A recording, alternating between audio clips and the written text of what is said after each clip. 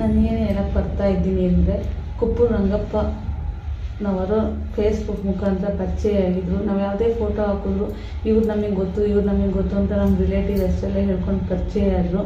ಹಾಗೆ ನೀವೇ ಏನು ಕೆಲಸ ಮಾಡ್ಕೊಂಡಿರೋದು ಹಾಗೆ ಹೀಗೆ ಅಂತ ನಾವೆಲ್ಲ ಮಾತಾಡಬೇಕಾದ್ರೆ, ನಾವು ರಾಜ್ಯಾಧ್ಯಕ್ಷ, ಜಿಲ್ಲಾಧ್ಯಕ್ಷ, ನಾವು ರಾಜನಹಳ್ಳಿ ಪ್ರಸನ್ನಾನಂದ ಸ್ವಾಮೀಜಿ ಅವ್ರದ್ದೆಲ್ಲ ಇದು ನೋಡ್ಕೋತೀವಿ, ಅವರೆಲ್ಲ ನಮ್ಗೆ ಕೆಲಸ ಒಪ್ಪಿಸೋದೆಲ್ಲ ನಾವು ನೋಡ್ಕೊಂಡಿರೋದು ಅಷ್ಟೇ, ನಾವೇನು ಕೆಲಸ ಮಾಡಲ್ಲ ಅಂತ ಹೇಳ್ಕೊಂಡು ಸೈಡ್ ಕಿಟ್ ಹಾಕಿಸ್ಕೊಡೋದು ಈ ಥರ ಎಲ್ಲ ಅಂತ ಹೇಳಿಬಿಟ್ಟು ನಮ್ಮ ಹತ್ರ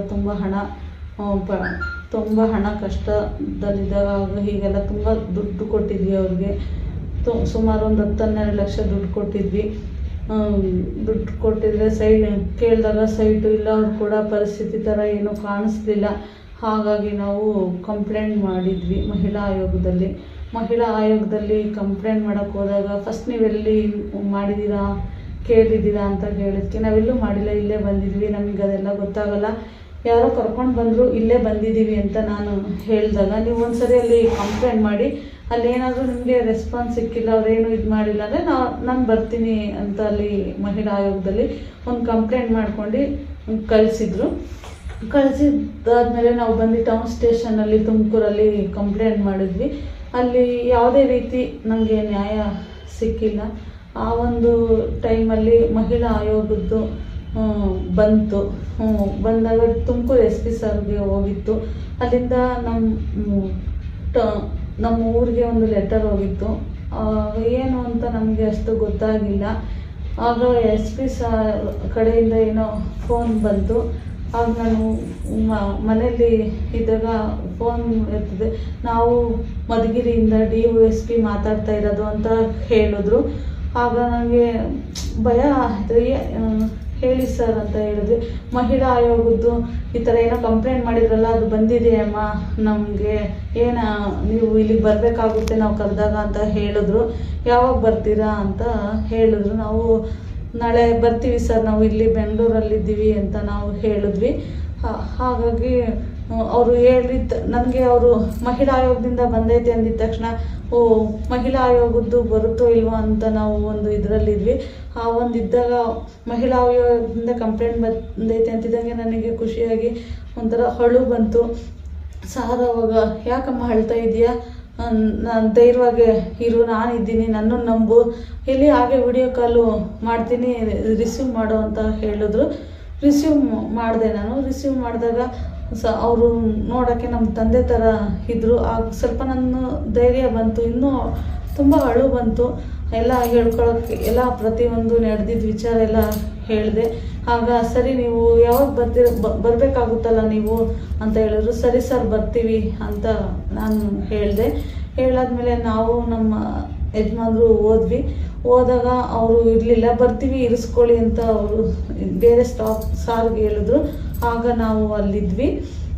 ಇದ್ದಾಗ ಬಂದಾಗ ಅವನಿಗೆ ಫೋನ್ ಮಾಡಿದರು. ಅವನೇನೋ ಬಂದು ಹೋಗಿದ್ನಂತೆ ಆಗಲೇ. ಆಗ ನಾಳೆ ಹೋಗ್ಬಿಟ್ಟೆ, ನನಗೆ ಇರೋಕ್ಕಾಗಿಲ್ಲ ಅಂತ ಏನೋ ಹೇಳಿದ್ರೇನೋ ಅವರು.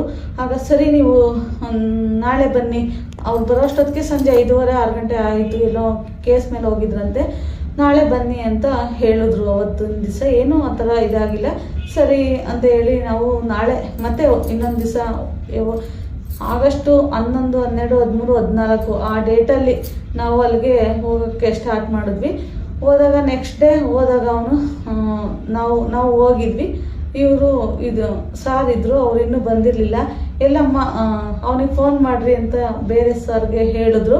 ಅವ್ರು ಫೋನ್ ಮಾಡಿದಾಗ ಅವ್ರು ಏನೋ ಬರೋಕ್ಕಾಗಲ್ಲ ಅಂತ ಏನೋ ಹೇಳ್ದಂಗಿತ್ತು.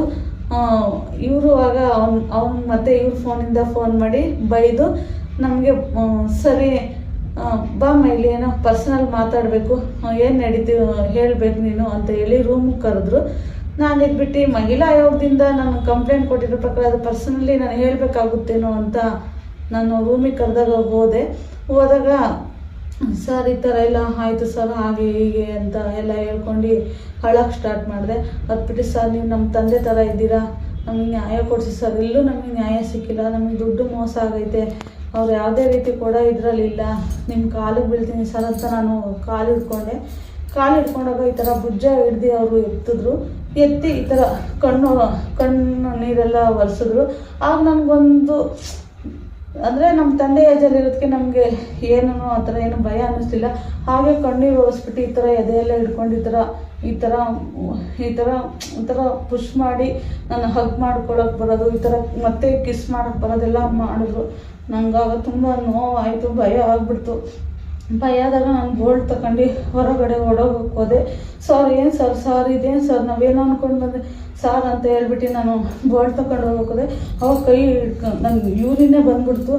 ನಾನು ಓಡೋಗೋಕ್ಕೆ ಟ್ರೈ ಮಾಡಿದೆ. ಅವಾಗ ಅವರು ಯೂರಿನ್ ಮಾಡ್ಕೊಂಡಿದ್ದೆಲ್ಲ ನೋಡ್ಬಿಟ್ಟು ಏನೂ ಆಗಲ್ಲ ಸುಮ್ಮನಿರಿದೆಲ್ಲ, ಏನೂ ಆಗಲ್ಲ ಸುಮ್ಮನೆ ಇರು ನಾನಿದ್ದೀನಿ ಅಂತ ಹೇಳ್ತಾಯಿದ್ರು.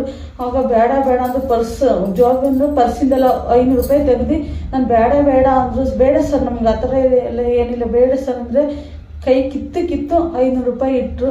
ನಾನು ಅಷ್ಟೊಳಗೆ ಬೋಲ್ಟ್ ತಗೊಂಡು ಈಗ ಬಂದುಬಿಟ್ಟೆ. ನಮ್ಮ ಯಜಮಾನ್ರು ಏನದು ಅಂತ ಅಲ್ಲಿ ಕೇಳಿದಾಗ ನಾನು ಅಲ್ಲಿ ಅವ್ರಿಗೆ ಹೇಳೋಕ್ಕೆ ಕೈ ಕಾಲೇನೂ ಆಡಿಲ್ಲ.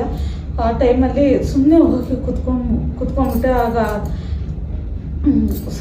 ಕೈ ಕಾಲು ಆಡಿಲ್ಲ. ತುಂಬ ನೋವಾಯಿತು. ಎಲ್ಲಾದರೂ ನಂಗೆ ನ್ಯಾಯ ಸಿಕ್ಕಿಲ್ಲ. ಇದೇನು ಯಪ್ಪ ನಾನೇನೋ ಅಂದ್ಕೊಂಡು ಬಂದೆ ಖುಷಿಯಾಗಿ, ಇವ್ರು ಈ ಥರ ಎಲ್ಲ ಮಾಡ್ತವ್ರಲ್ಲ ಅಂತ ಹೇಳ್ಬಿಟ್ಟು ತುಂಬ ನೋವಾಯಿತು. ಆ ಟೈಮಲ್ಲಿ ನಾನೇನು ಹೇಳಲಿಲ್ಲ. ನಮ್ಮ ಯಜಮಾನ್ರಿಗೆ ನಡೆದಿದ್ದೆಲ್ಲ ಮತ್ತೆ ಬೆಳಗ್ಗೆ ಹೇಳಿದೆ.